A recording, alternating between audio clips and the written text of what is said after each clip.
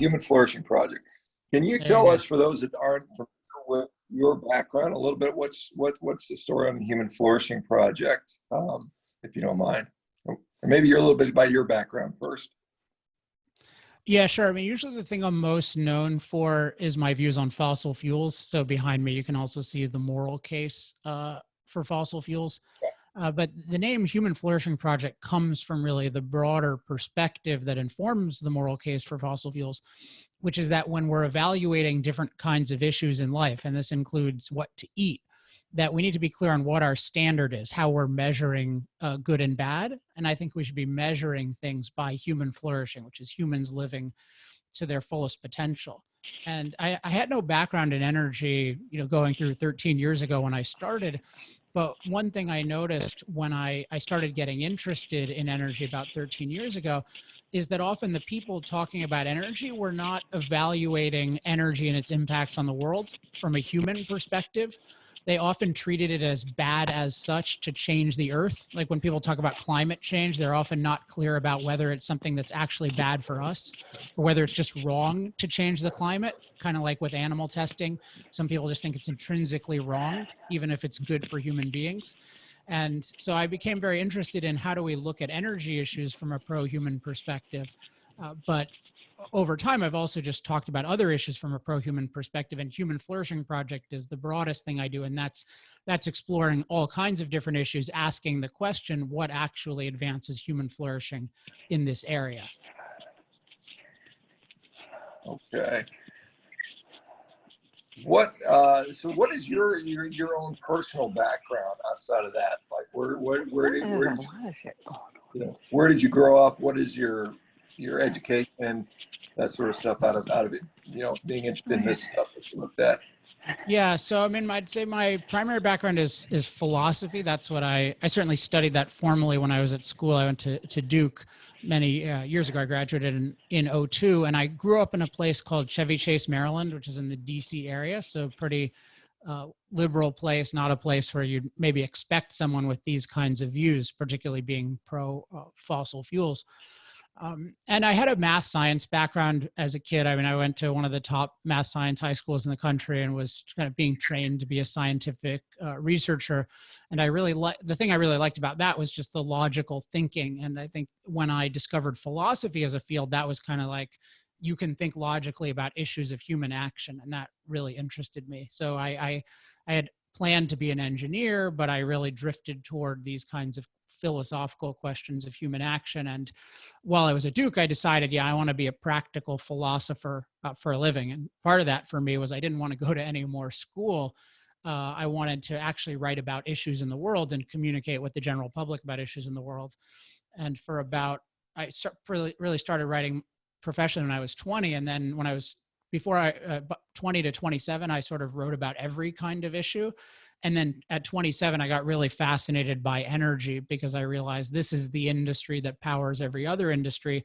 And so the decisions we make about energy are very leveraged. The higher cost energy is the higher cost everything is, the lower cost energy is the lower cost everything is. So I became very interested in how to think better about energy, and in particular, how to think about it from a pro-human perspective. Yeah, would you elaborate a little bit on the pro-human perspective? I mean, obviously, we all enjoy the benefits of living in climate-controlled environments. I mean, there's some arguments that not freezing to death in winter is a good thing, and that sort of stuff. What is it? When you say human flourishing? What do you mean in particular, or do you have some sort of concrete description of what human flourishing is and how energy impacts that? Oh, yeah, definitely. So just to start off with what human flourishing is. So flourishing is a general term, which means for something to exist at its highest potential. So when we're talking about human flourishing, I don't know if someone needs to mute themselves. I don't know if this is hurting the recording, but I can continue.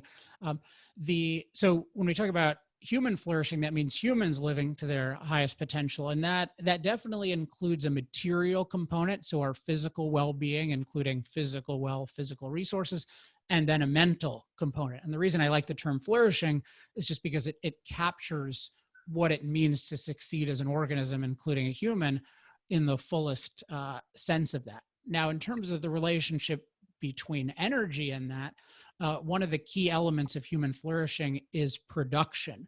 Nature doesn't give us, doesn't give us even the nourishment that we need. We have to take action to produce it. And nature actually gives us a lot of threats that we need to produce protection against. So we need to figure out a way to purify the water, as you mentioned, climate controlled homes to protect ourselves from the weather.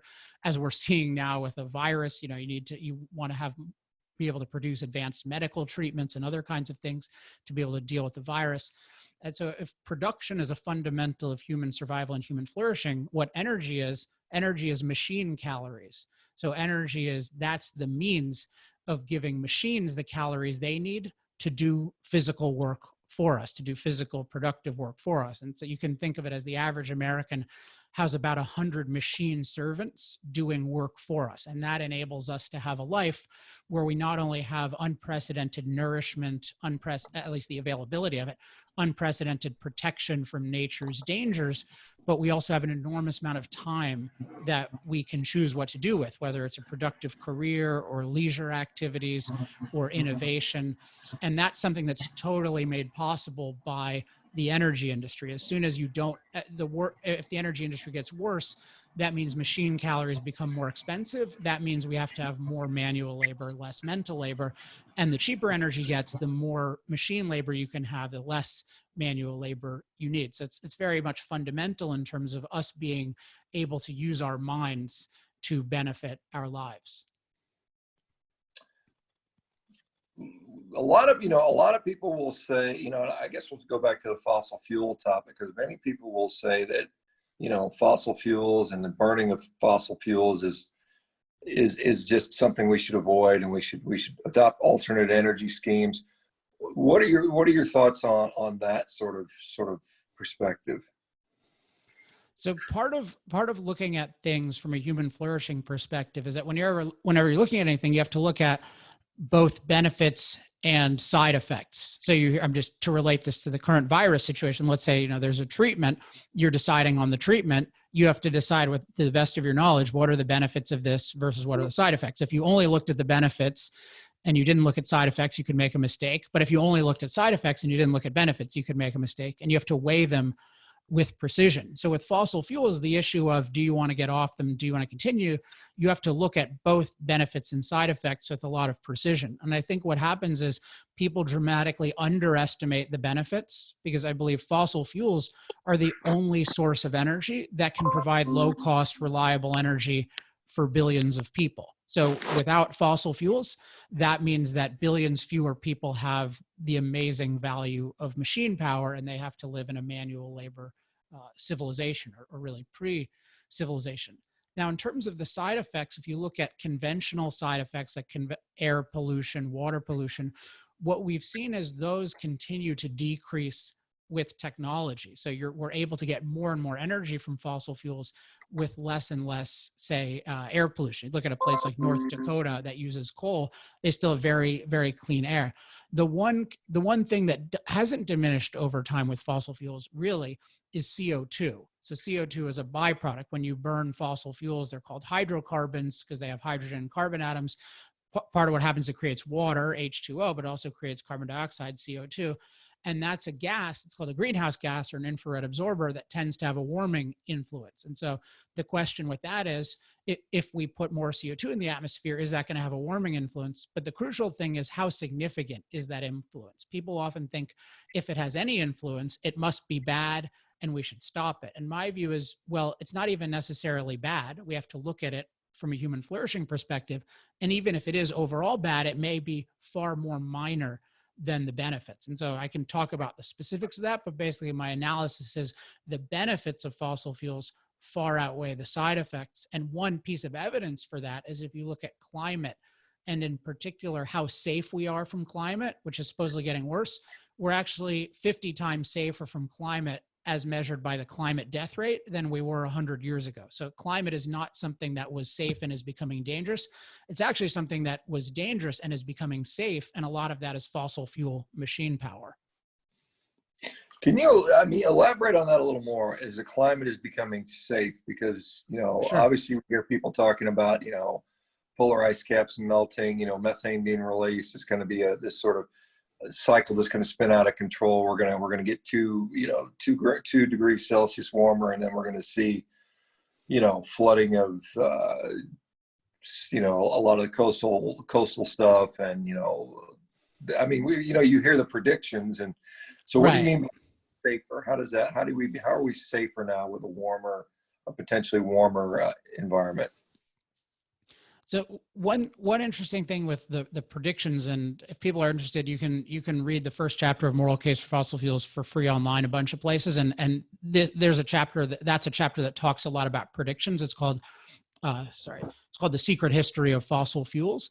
And one thing I noticed when I was researching these predictions, I like to look at the track record of things, and I noticed that even going 30 plus years back, people were claiming that fossil fuels were going to make the planet unlivable. So, for example, John Holdren, who is President Obama's leading science advisor, he predicted that by this year, 2020, we'd have 1 billion climate-related deaths due to famine. And that kind of thing didn't happen at all. In fact, what happened is we have people better fed than ever, at least in terms of calories, because of modern food production, which is all powered by fossil fuels. The fertilizer is made using fossil fuels. It's the machines are powered by diesel, et cetera, et cetera, et cetera. So what you see is there's a history of people saying that they're ignoring the benefits of fossil fuels in terms of dealing with the climate. So in the case of food, it's drought. People think, oh, we're going to die from drought. But historically, drought was a huge problem. And actually, it's not a very big problem anymore because we have fossil fueled machine power. So we have modern irrigation, we have drought relief convoys, and all kinds of different things that take a natural danger and make it unnaturally non-dangerous. And this is the general thing that we do with climate. Climate is naturally dangerous. So extreme heat, extreme cold, particularly extreme cold, these are huge problems that human beings suffered from. Flooding, the things we're worried about with sea level rise, these are huge problems. And what happens is with more CO2, I do believe we do make some changes in the atmosphere, and that leads to some changes in climate conditions.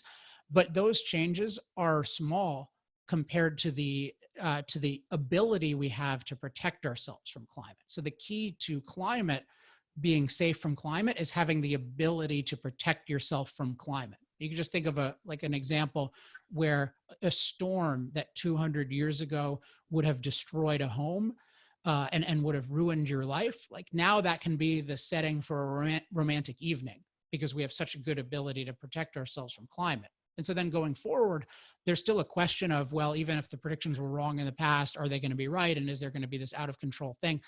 And we could talk about some of the specifics there, but it's important to recognize that the people who've made all the false predictions, they've continually made this mistake of exaggerating the side effects and ignoring the benefits. And so we have to really ask, is there any reason to believe they're not doing the exact same thing? And I think when we look into the details of it, they are doing the same thing. And there's every reason not to be worried.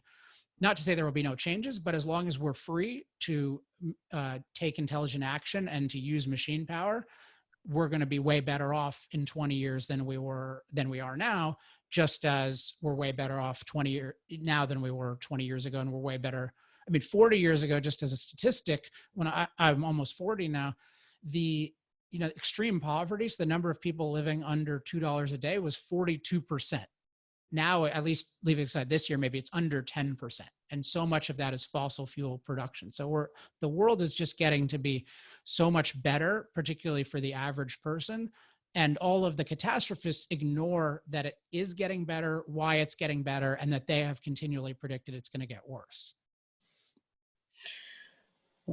Do you find that, because there's people that are, there are people that are working on alternative sources of energy. We hear about solar power, we hear about hydroelectric, we hear about, all the various different, nuclear fusion, if it ever occurs, which, it seems like it's, the more they look at it, the less likely it's to occur. Do you think those are bad things to pursue, to try to do those things? That would be crazy. I think that, and I think the real problem is that we have biases against particularly nuclear-based energies and to some extent hydroelectric energies. If you look at the modern green movement. I often call it the anti-impact movement because they're just against human impact on nature. That movement it's very revealing because they say that their biggest concern is rising CO2 levels, and yet they consistently oppose large-scale hydroelectric energy, which is pretty much the number one form of low carbon or no carbon energy used around the world. And then they really oppose the most nuclear energy, which, unlike hydroelectric energy, which can only be used in certain locations, nuclear energy can potentially be used anywhere around the world. And it has a track record of providing fairly low cost, at least electricity, which is not, that doesn't mean it provides all the different kinds of heating and transportation you need, but at least low cost electricity. It can scale globally. And so you would think that if you're concerned about rising CO2 levels, they would be for nuclear. But in fact, they've criminalized nuclear to the point where it's incredibly expensive to build. And if you look at the new proposals like Green New Deal, those very deliberately exclude nuclear and often say we need to shut down the existing nuclear plants. So it's not that the advocates of fossil fuels are saying we should be forced to use fossil fuels. Well, most of us are saying we should be free to use fossil fuels and everything else, but we shouldn't have mandated solar and wind. And with solar and wind, my issue with those is it's a political movement that's trying to mandate that people use those forms of energy. And those forms of energy, at least as they currently exist, have huge problems because they don't provide reliable energy. So they provide what's called intermittent or unreliable energy. And then the rest of the grid has to continually cycle up and down to accommodate them when they exist. And so what that does is just adds a lot of duplication, a lot of waste, a lot of inefficiency, a lot of cost. And they do these accounting gimmicks so that they don't have to account for all the costs of the system. But every time you use significant solar and wind on a system, like in Germany, the price goes dramatically up. So I'm against them being mandated, and I'm not at all against them being explored. But we should definitely be focused on exploring nuclear and decriminalizing nuclear. Let's talk a little bit about food production, because many of the people in here are interested in, a lot of, we have sort of special diets. And so talk about food production and human flourishing. How do those things come together? Yeah, and we can also talk about food production and CO2 and methane, because people are, I'm sure they're interested in that too. But I mean, food production, what could be more important to human flourishing than food? Than your ability to produce food, and then how that food actually affects your body. I mean, we're seeing this in the current virus, where I think I've seen in some of your networks, people are making the valid point that why is nobody talking about nutrition here? You talk about you've got a virus. What can you do?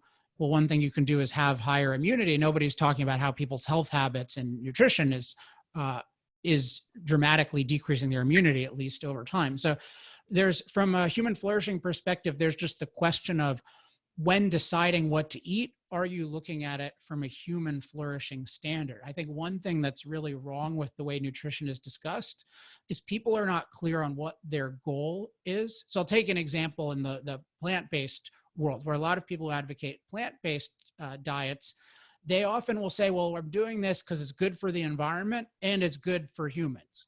But which is it? Like, if there was a conflict between, quote, humans and the environment, which there essentially always is, if by the environment you mean non-humans, which would you choose? And it's similar with animal testing, where people say, oh, I'm against animal testing, but it doesn't really work. I'm like, but obviously it's worked a lot in some cases. So are you against the animal testing because it's not, are you against it in the cases it doesn't work? Are you against it because you value the animals equally to or above the humans? And so I think when we're talking about nutrition, we need to be really clear what's our goal. And I have, interestingly, I have a friend in the plant-based world who's been on my Human Flourishing Project podcast. And one thing he said that I think he thinks about it the right way, whether his conclusions or not, I'm not a nutrition expert, but what he says, his name is Ray Cronice. And he said, look, Alex, I don't care. I'm happy to eat goat testicles if that's the healthiest thing. What I'm interested in is what increases the human lifespan, and particularly health span, the quality of life over time. And I think that if the nutrition debate were squarely focused on that, it would be a lot easier for people to get clarity, versus as soon as you say, well, I'm eating this, yeah, it's healthy and it's also preventing global warming. Like, those are two different standards. And so that that's confusing. So that's the, I can talk about the energy piece of it and the environmental impact, but in terms of just how we decide individually, I think it's always important to ask, what is our standard by which we're judging different regimens? Yeah, I mean, there's a lot of controversy about what is, and what Ray Cronise might believe will lead to longevity and health span. I don't know that anybody really has data on that. Looking at our nutritional research, I just don't know that we can make those proclamations there. And so I always tend to say what's going on today with your health, and that's how I look at things. But talk about, so you say there's some misconceptions about impacts on the environment with regard to food production, perhaps, or is a plant-based diet the way to save the planet with regard to its impact on the environment? And then, we have obviously we have a very efficient food production system that's occurred due to fossil fuels and everything. There are some people, like particularly when it comes to animal agriculture, that are proponents of so-called regenerative agriculture, which may utilize less fossil fuel, and there may have the ability to improve productivity. Should we also pursue that aspect if that is beneficial? Well, let's talk about, I mean, if you say, should we use it if it improves productivity? If it actually improves productivity, but by productivity, I mean the amount of value humans can create in a given amount of time. Time is everything. Like, time is the resource. That's what if you care about human life, like, you care about human time. So when I think of efficient versus inefficient, productive versus non-productive, I think of what gives us time. So you look at fossil fuel powered agriculture. Let's just take the machinery. So like a harvester that can reap 500,000 loaves worth of wheat a day. Now, leave aside whether you want to eat a lot of wheat or not. I'm just saying you want as much as possible machines to be able to do food production for you, because that means that that you get whatever food it is, you get it at lower cost, which means that there is more human time freed up to do other things, whether it's leisure activities, whether it's other productive activities. There's no way we could be focused on, have a medical profession where there's an ability for millions and millions of people to work in the field of medicine without modern agriculture, without the time freed up from that. So when we're talking about that, we really need to be respectful of the fact that machine-based agriculture is great. Now, it could be that people are picking the wrong goals. Like, they're saying, well, they're focusing on crops that aren't particularly healthy, and like those kinds of, that's important. But that doesn't mean that the machines are bad. That just means that they're being put toward the wrong use. Now, in terms of with the specific diets, the way I think about that is, the key is what's the best for human beings, or what do you have evidence of? And you talk about, like, longevity is hard to know, and that may be, but it's whatever it is. What I think for our purposes, people definitely should, if people judge that meat is the best thing for them and their health, they definitely should not be deterred from that by concern about, oh, this is going to destroy the planet. Because in terms of the impact that overall our greenhouse gases are having, it does have an impact on climate, but it's a very manageable impact. And the animal part of it is a pretty small percentage of it. So it's a small part of a non-catastrophe. So in that respect, and you just think about how, I just think it's so wrong. If somebody really believes this is the best way to eat, this is crucial to my life, to tell them, oh no, you can't do that because I have a prediction that life is going to be worse in the future. Like, better be really certain about that prediction. And I think people are just so cavalier in telling people to sacrifice their livelihood, then their judgment, for these very ambiguous kinds of things. So yeah, that's how I think of both of those things. I think you might be muted. I apologize. Yeah, I had muted myself. There was some background stuff going on. Some people will say that, there's, you say it's a small part of climate change. I don't see it to be much a very big part at all. Even guys like Michael Mann, who you probably, I'm sure, where he's one of the folks that's a very big, we've got to shut down fossil fuels as soon as possible. Right. Even he says that the cattle have minimal impact on that. And we hear a lot of people will say this maybe not the scientific consensus, but the preponderance of evidence, the majority of scientists that study atmosphere and climate are claiming that fossil fuels are leading to this this runaway climate change. And why do you disagree with their forecasts? I mean, as far as what sort of data do you look at? Like when we look at what is actually playing out, what sort of data do you rely on to say maybe they don't have it right? Well, so one question is, what do the scientists, what are the range of scientists actually say? And one respect in which philosophy is useful here is the demand for precision. There's one thing that so take the following statements. So one is rising CO2 levels have a warming influence on climate. Another one is, rising CO2 levels have an accelerating warming influence on climate. And one would be like they have a catastrophic influence on climate. Now, if they're truly accelerating and there was no stopping it, then that would be catastrophic at some point. But what happens is there's this equivocation. So treating the two things as the same that aren't, between some warming influence and a catastrophic warming influence. And so to be catastrophic, it has to be both dramatic, and human beings have to be unable to adapt to it. And what happens is, I believe most climate scientists, I know most climate scientists believe that we have a warming influence on climate, and there's a range that they think. So it's and the way it works is basically when you double the amount of CO2 in the atmosphere, how many degrees Celsius does it warm? And if you look at even the United Nations type documents, historically, they've gone between about 1.5 degrees Celsius and 4.5 degrees Celsius. Now, looking at those methods, I think one should be very suspicious of the upper range.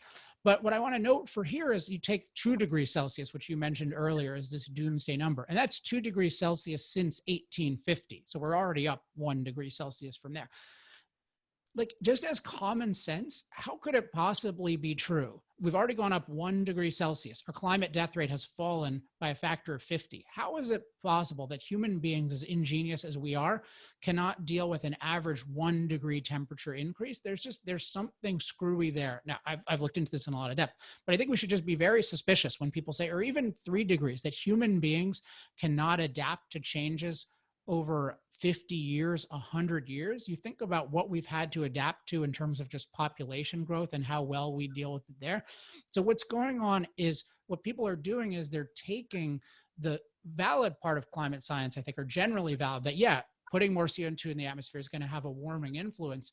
And they're attaching to that this catastrophic attitude that human beings are stupid and can't adapt and are just going to go off a cliff. And that's why so many of these experts have this terrible track record, because they just assume that any impact on nature is going to be extreme and it's going to be catastrophic. So I believe, and one just concrete example, if you look at climate economics, which is trying to apply some of these climate things to actually what it's going to do to human life, in many cases, you could look this up, they explicitly say, we do not consider adaptation as a factor.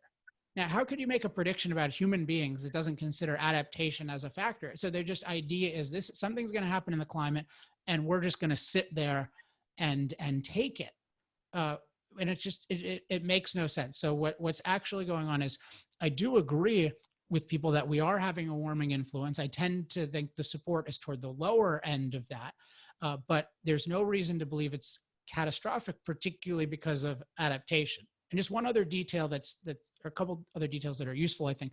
Even when they talk about it, notice that they talk about, is it 1.5 degrees or 4.5 degrees? But they talk about it as when we double CO2.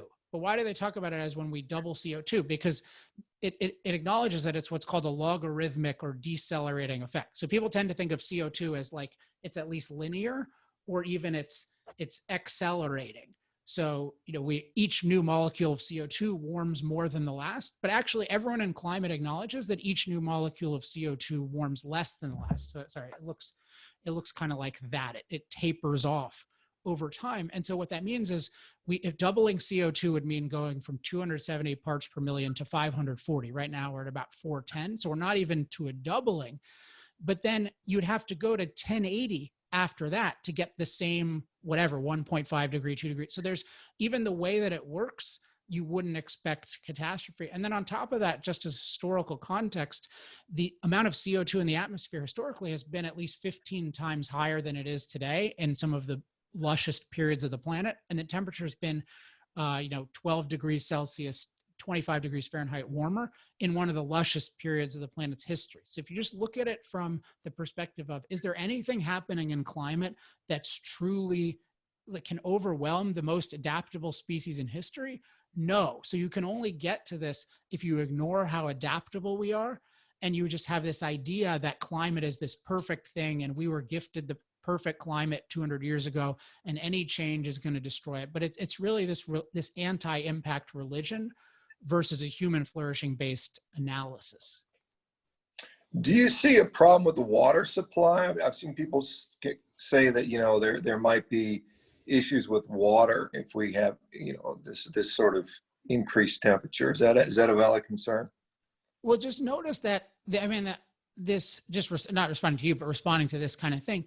They say, will we have issues with the water supply? Why doesn't anybody think about, everyone before we were empowered by modern machines, everyone had issues with the water supply. Their water wasn't clean and it was often hard to get water. And even if you look at what I call the unempowered world today, you have people spending hours of their time just walking to get water. So we always have to look at the benefits and the side effects. And so it's valid to say, hey, is this particular water system going to change? What are we going to do about it? But the context is we have this amazing access to water because we have machines to pump the water from where it is to where we need it. And we have the ability to purify it from a dirty state, dirty, unhealthy state to a clean, healthy state. And if we realize what empowered human beings can do with machines, then even if any given change occurs, we can be incredibly adaptable and ensure a secure water supply. So I just want to point out to people, even if you can't confirm any specific data claims I'm making on this, you can confirm them if you go to moralcase4fossilfuels.com.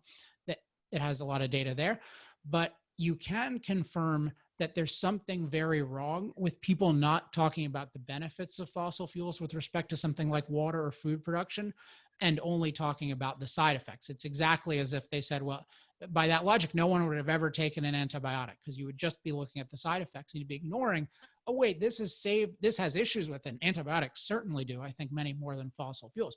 But billions of people owe the length of their lives to antibiotics, and billions of people definitely owe the length of their lives to fossil fuels. Do you see any negatives associated with fossil fuel? I mean, what are the negatives that are there that are realistic? And is there things we can do to mitigate that? Or do we just have to accept them and just say, we're just going to assume benefits outweigh that? No. And I mentioned that. I mean, it is notable how much the benefits outweigh it. I have some quotes in, I think, chapter 3 of my book about how, people from the times when coal was just dirty beyond even what we could imagine in China, even what happens in China, the worst days in different parts of China today, people still described coal as like losing coal. They described it as like losing a loved one or a limb. It was just, they realized the life in which we are empowered to use machines to do our work for us, that's just so good that we're willing to tolerate just about anything. But yeah, if you look at, I mentioned before, with air pollution, for example, we have the ability to dramatically minimize the side effects through things like more efficient burning, through different kinds of filtering technologies. And yeah, so with fossil fuels, if you just particularly coal and oil, I mean, I'd say the biggest things are air emissions, and we've gotten much, much better at that, particularly in the US. And so that's something that not any amount of air emissions is bad, but certain levels are bad. I mean, or at least you would rather not have them. Certainly if you look at smog levels in different parts of China on different days. And so, but fortunately, we have pollution control technology. And so part of what societies have to choose to do is to say, okay, well, we have a threshold in this area where only a certain amount of emissions is okay. And that's a valid kind of thing to do. Another real issue with fossil fuels and with anything else is safety. And so with different forms of energy, you need to make sure that you have laws protecting against safety. So natural gas, for example, it's a gas, it can explode.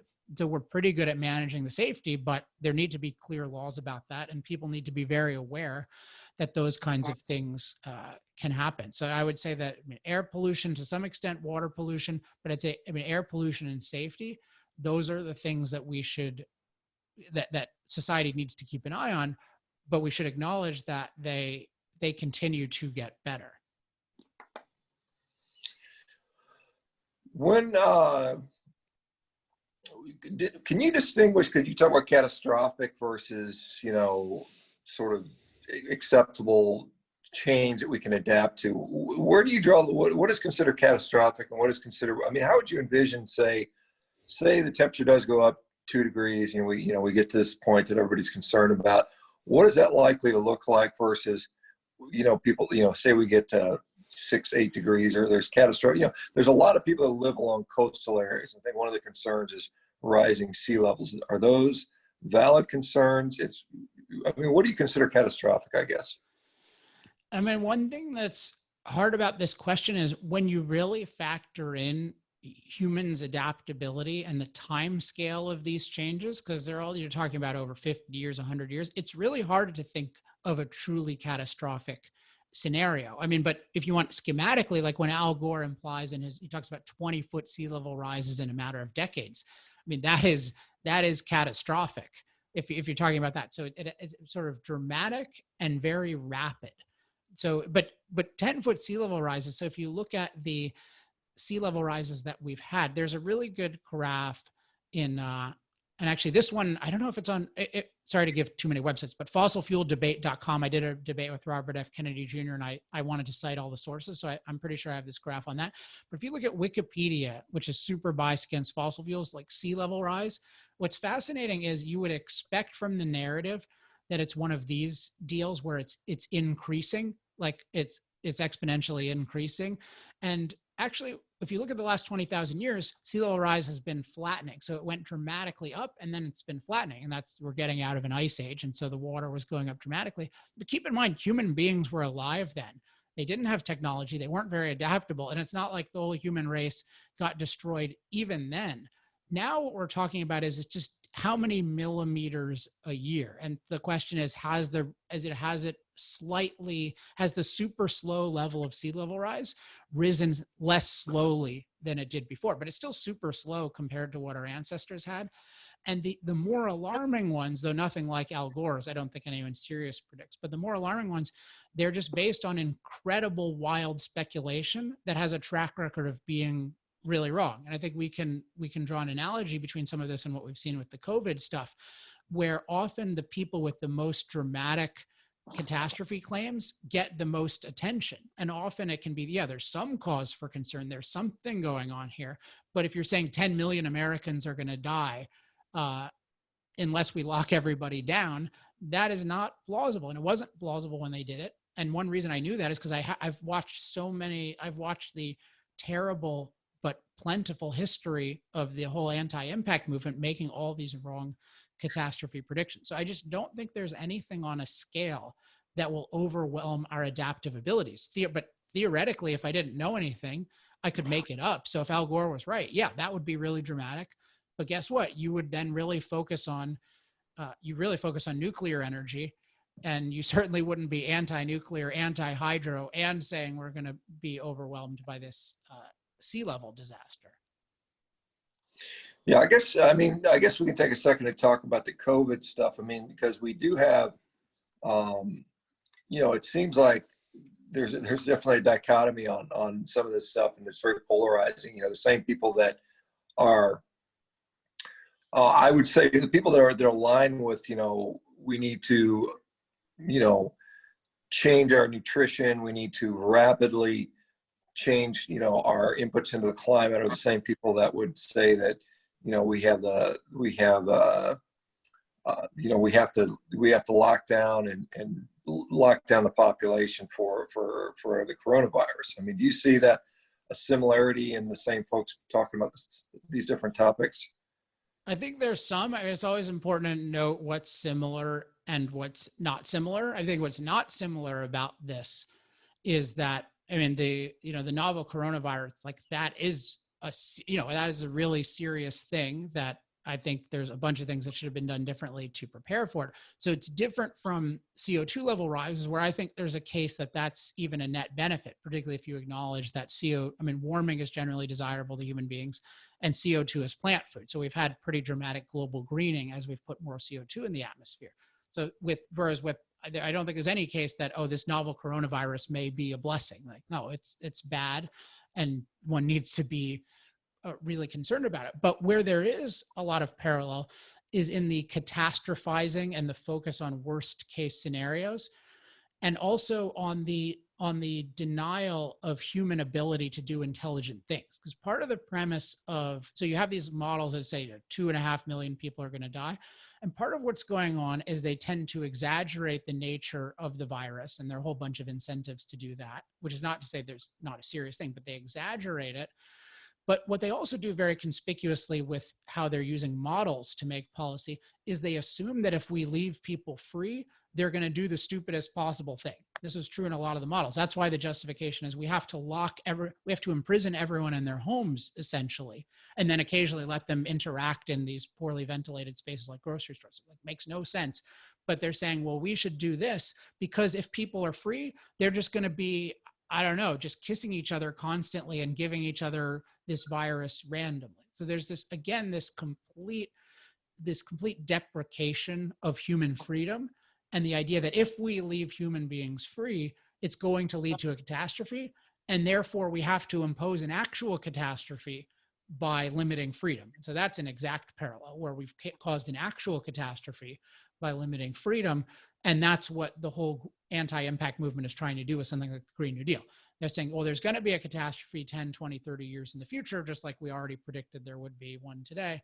And so then we need to outlaw fossil fuels, outlaw nuclear, and that would actually be an unimaginable catastrophe. And even going in that direction is catastrophic, particularly because there are 3 billion people in the world who have very little energy right now. So yeah, predicting freedom will lead to catastrophe, and then passing actually catastrophic restrictions on freedom, I see that as the core parallel. You mentioned the greening, with an overall warming, we've seen a greening. Can you expand upon that? I know some of the forests have come back in Europe and North America in particular, but there's concerns about desertification. There's guys like Alan Savory who are saying that we're seeing a lot of areas where the grasslands are turning into desert. So where do you get the data that we're greening? What is that based upon? So that's another one on fossilfueldebate.com people can see. And by the way, when I talk about data, I never use partisan sources. What I'm doing is I'm always using non-political sources, including often government sources. All I'm doing is I'm looking at it using a different method. I'm consistently evaluating things from a human perspective, and I'm looking at the full context, which means I'm trying to look at both benefits and side effects. So for example, the graph or the graphic on global greening, what you'll see is it's I believe a NASA graphic. And you'll just see that if they take the whole world over the last 40 years or so, and they're basically saying which areas are greener and which are less green. And there's a huge percentage that are greener and a smaller percentage that are less green. And particularly notable is that there are many, if you look at the untouched areas of the globe, so places we haven't done anything, because obviously we can green something through deliberately planting things and fertilizing and irrigating things ourselves.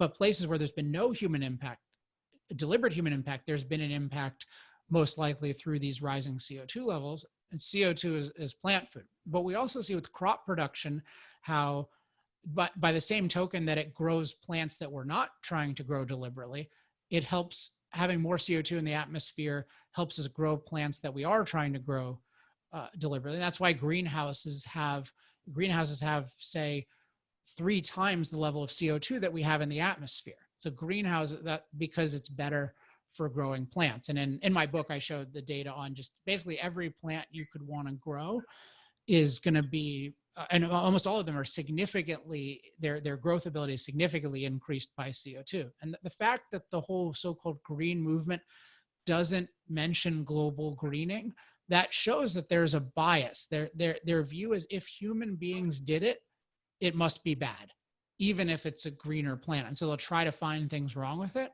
But just the obvious thing is, yeah, there's more, the more green, the more CO2 there is, the more it's like the core biological productivity of the planet increases. And that is more potential for all life. Let's talk a little bit about, with this coronavirus, with this lockdown, we've seen, at least reported in many places throughout the world, smog levels have gone down, pollution levels have gone down, the air quality has improved because outside of CO2, when you burn fossil fuels, you get other things in the atmosphere that aren't CO2. Right. What are your thoughts on that? Should we be going to mass transport? Should we looking at electric for vehicles? Is burning fossil fuels for our transportation system good, bad, indifferent? What are your thoughts on those types of things? Pollution outside of CO2 levels. Yeah, I think that it's a good occasion to take stock of why is it that we're willing to put emissions in the air. And we should note that, yes, certain places have conspicuously lower emissions. Places that already have cleaner burning technology like North Dakota, not so much because they already had really clean air. But we should notice, yeah, okay, the air is a little clearer and life is terrible. Like, I think we should note both of those things. Like the world we live in, like life has gotten much, much worse for, I would say, the vast majority of people. And so what's going on is fundamentally, we're less productive and we're less empowered in terms of our leisure lives. Those are the two big things that are happening, right? We're not producing nearly as much because we're basically forbidden from doing so. And then in terms of leisure, we're not empowered. Like we can't go visit people. There are all kinds of things that we can't do. We're allowed, at least in California, we're allowed to do very little. And so, yeah, I think people should think of it as the world is overall a much, much worse place to live. So we should be looking at overall, it's a much worse place to live. And we can't just think of the fossil fuels as, oh, well, they had an impact on the air and we don't like that. But no, they also had an impact on, they're also so integral to every aspect of life being good. So most, I think it should be places looking at how can we continue to leave people free to use fossil fuels, but maybe use better technologies. And if people want to innovate in things like battery cars, I think that's great. But it's all about the freedom to do so and making sure you don't pass laws that say, well, everyone has to have a $35,000 Tesla, which, by the way, is made using fossil fuels and consumes fossil fuels largely through electricity. So that's not but in air pollution, it's true. It doesn't do local air pollution. And that's a positive. So we should have that, but not saying, hey, we can't have people who need a $6,000 used car. They're not allowed to have one. The vast majority of people cannot afford to pay. It makes no sense for them to pay $35,000 for a car. So for somebody to say, yeah, let's just do all battery cars, that's, I think, very insensitive, to say the least, to the actual situation of most people. You mentioned North Dakota, and I'm not aware of what you're referring to, but why is North Dakota, other than maybe there's nobody that lives there, it's very, very sparsely populated. What is the deal with North Dakota? Well, there's more people now because they've had an oil boom, but it's just an example of a place with high air quality that uses a lot of coal. So it's a combination of what kind of filtration technologies they're using, and when population does impact it as well. But it's just an example of saying, you don't want to think of it as, oh, coal means dirty air. It depends on the technology that's used and the location that it's used. Because different places with different topography and different kinds of air currents are more susceptible to smog or not. So you take like the Los Angeles area, that is very susceptible. And so that there are reasons there to be more concerned about air emissions than you are in places that aren't as inclined to smoggy type conditions. But I just am really against the idea of saying, oh, well, coal means dirty air. It's just a very superficial way of looking at it. And I'm also against saying any emissions is bad. Some emissions, arguably, if we had no emissions of any kind, like no fire emissions or anything like that, can actually be bad for our system to have just like totally clean air, like in a clean room. And then there are cases where even if the emissions are higher than you would like in a vacuum, it overall makes sense. And that I think is true in a lot of the developing world where you could say in any given case, yeah, maybe they should use better technology, but if people are trying to feed themselves and get clean water and produce the basics of life and have medical care, they're willing to tolerate imperfect outdoor air, at least on the days when it's smoggiest. And they should be, and we should respect that, just as we did that ourselves. I mean, we even do it today, but certainly 100 years ago, people decided, yeah, we're willing to have a certain amount of air emissions because our life is so much better for it. If we go like places like, oh, I don't know, like maybe southern China where it's particularly, I mean, the pollution levels are particularly high. Is that, do you think there's a point where there's this point where you say enough is enough and we have to sort of, maybe put the technology in place, maybe consider, some other kind of mitigation measures, or is it just, it can get as dirty as it possibly needs to as long as we can produce clean? Because we have more and more people that are going to utilize more and more resources, and there's a point where maybe it becomes not that pleasant for people. Where the net effect is it population control? Is it sort of limiting these population saturation areas? I mean, is there a concern about that at all? Well, I think if you take a look at the US, what we've had is we have more population, quote unquote, saturation. We have more fossil fuel use, and we have significantly less air pollution over time. And so what that shows as a formula is all of those things are compatible. You can get, and they're very related, because the more wealthy you are, the more time you free up, the more ability you can come up with to have innovations that make your technologies cleaner. So with China, different parts of China and other places, it's a matter of having laws that set thresholds on air emissions, but that are really based on the full context. So without saying, on the one hand, well, industry can produce as much emissions as it wants, and you can burn open coal fires, and that's fine in the name of productivity. On the other hand, saying, no emissions at all because we want to be totally clean. I think part of what's going on in China is that's not a government that values individual rights. So in many cases, the government has said, hey, it's our agenda to be super productive at the lowest cost, but without factoring in the rights of individuals, without them having a say in it. Whereas you think in the US, you would want it to be that in different locations, like in Kentucky, they'll make different decisions than in Los Angeles. And I think that's totally fine. It's part of the reason why many of these decisions need to be made more locally. And in general, I think the voting power involved should be more local, because it's so situation dependent. And so you need to decide what makes sense for the individuals in a given area in terms of what threshold. But yeah, definitely you don't want it to get worse and worse. But fortunately, technology and history show us it can continue to get better and better. But the whole popular narrative is always there's something bad and it's going to get crazy bad. This happened with the corona stuff too. Like people are dying and it's going to go exponential and it's going to infect the whole population. It's just these people love making these disaster narratives so that they get accorded huge amounts of power. Whereas realizing, no, human beings, we solve problems. In solving problems, we create new problems, but we solve those problems. And over time, we have fewer problems. So we don't need to be, the key is not to restrict people's freedom. It's to just be more intelligent about solving the problems. Yeah, just the last point, I think because you'd mentioned in the U.S., I mean, what are the trends with fossil fuels? I mean, are we, I guess in the U.S., I mean, they're looking at, maybe exploring other areas that were previously off limits, some of the wilderness, we are, and I don't know if the U.S. population is really growing that much. I mean, it seems like we're not really at a place where we're worried about population growth.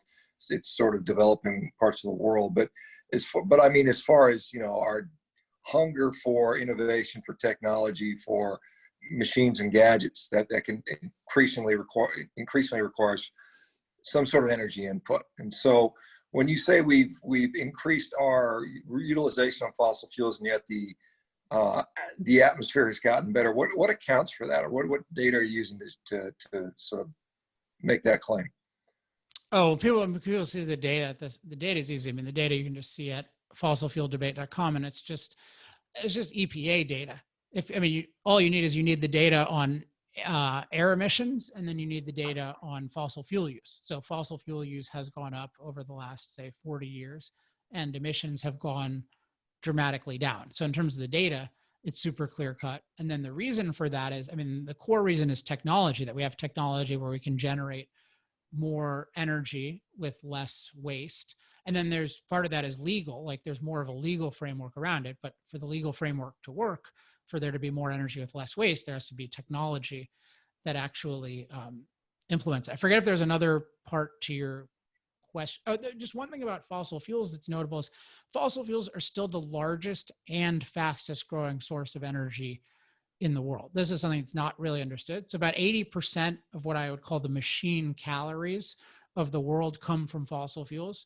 So, and that you can think of, there are 4 big categories. There's electricity, there's industrial heat, so like steel making, that kind of thing. There's residential heating, and then there's transportation. And fossil fuels are the leader in all 4 of those categories, but particularly the latter 3. So even when you talk about other things doing electricity, it doesn't mean they can do industrial heat, residential heat, and certainly not transportation as cost effectively as fossil fuels. And that's why, despite there's huge opposition toward fossil fuels, huge cultural opposition, we keep using more and more of them. And we're even adding more year over year than we are adding calories from anything else, even though there are huge political incentives to add calories from the sun and the wind. And what that points to is there's just a huge efficiency advantage to fossil fuel-based processes compared to others. And we just need to, that really needs to be acknowledged by people, because if you want people to be empowered with machine power, and you recognize that 3 billion people have barely any right now, if you want people to be empowered, the world needs more fossil fuels, not less. Doesn't mean we want to explore for alternatives. We certainly want to decriminalize nuclear, but if we want to continue to have a better and better life for more and more people, using more fossil fuels is essential. Yeah, and just to clarify, when you say fossil fuels, and I just want to see what the trends are, because there's oil, natural gas, coal. What other things? What does the trends look like? Are we shifting one way towards another? I know there's always fights about oil, and it's who has oil. The oil has all the power, but what does fossil fuel look like today versus what it did 30, 40, 50 years ago? Yeah, so globally, it's more similar than it is in the U.S. In the U.S., it's significantly skewed. So the U.S. coal is less than gas now, whereas for a long time that wasn't true. And one big reason is what's called fracking, or more broadly shale energy technology, which allows you to extract oil, but for our purposes here, gas, in a way that you couldn't do. So natural gas was something that even 16 years ago, we were talking about, we need to import it, and we weren't using all that much for electricity. And now it's the dominant source of electricity. And but a lot of that has to do with domestic gas production, a lot of which is a byproduct of domestic oil production. But globally, you see the oil is still the biggest. And oil is just uniquely versatile because it's a very concentrated fuel. It has what's called a very high energy density. And so for heavy duty transportation, like an airplane or a cargo ship, there's just nothing like it. You can compress natural gas to be sort of like oil, and you can make biofuels sort of like that, but that doesn't work very well in terms of scale. So we just use oil, particularly for heavy duty transportation. So that, but coal use has still been increasing over the last 40 years. So they've all been increasing.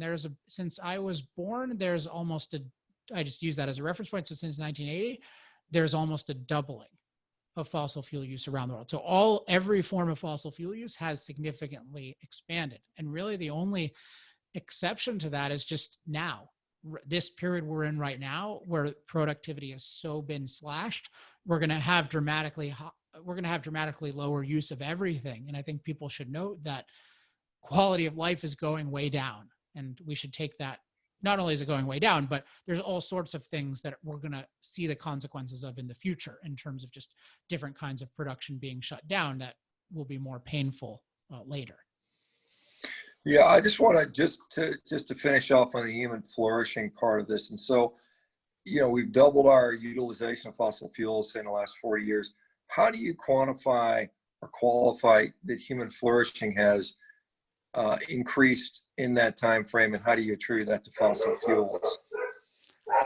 Well, one of the statistics that I mentioned earlier, I think is a really powerful one, which is the rate of extreme poverty. So that's people living on $2 or less a day, and that going from over 40% since I was born to under 10% today. I mean, it'll probably go up this year, unfortunately, but that has to do with a lack of productivity. That's not anything to do with fossil fuels, to do with not fossil fuels. So, I mean, there are many things you could say as metrics, but that's a really good one because it captures, like, you think about what is life like with $2 a day worth of resources, and what can you do in terms of what kind of nourishment can you afford, and then what kinds of protections from the elements can you afford, and then what are you able to do, how much leisure time do you have, what are you able to do with it. I think we can imagine that if we had that amount of resources, life would be incredibly tough. The other big one is life expectancy. So I don't have the exact data offhand, but just certainly the last 100 years, it's gone up so dramatically. In the beginning of 1900, we're around 45 in the US. And so how does that all relate to fossil fuels? Well, it's because fossil fuels are the core of energy, and energy is the industry that powers every other industry. And the reason that we're so productive is because we have this amazing industrial productive ability that allows us to produce food, clothing, shelter, medical care in far more efficiently, which means in far less time than we used to be able to. And so that's what's allowing people to have longer and more opportunity-filled lives. Now, the flourishing part of that is a mental part of it. So there's an obligation on our part to make the most of that. And it's not that fossil fuels are going to make you happy or make you adopt the right psychological practices or anything like that. But what they do is they provide the opportunity. So I often think of it as fossil fuels dramatically amplify our ability to flourish. But particularly if we have ideas in the society that say industry is bad, everything we're doing is bad, we should feel guilty, you're going to have this crazy phenomenon of people who live in the best world ever and who think it's going to end. So probably many of you have seen this young girl, Greta Thunderbird, who I think was Person of the Year. And so she's this phenomenon of really miserable, but even though she has more opportunity than anyone has ever had in history. And so that's part of my motivation on this issue is it's not just enough that we're free to use fossil fuels. We need to appreciate it and appreciate the world we're making. Because I just tell you, viewing the world that we've made as overall good and enjoying that and enjoying living in it is just a totally different thing than feeling guilty about it and feeling like it's going to end tomorrow. Yeah, those are all wonderful, interesting, thought-provoking things that, to talk about. I appreciate your perspective there. It's obviously a lot of people would sort of take issue with some of the things you say. Obviously, I mean, it's obviously a polarizing topic, but appreciate you sharing your perspective. I'm gonna let everybody go. Thank you so much. You guys have a happy Mother's Day, and we'll see everybody later. Thanks, Alex. Appreciate it. All right. Man. Thank you.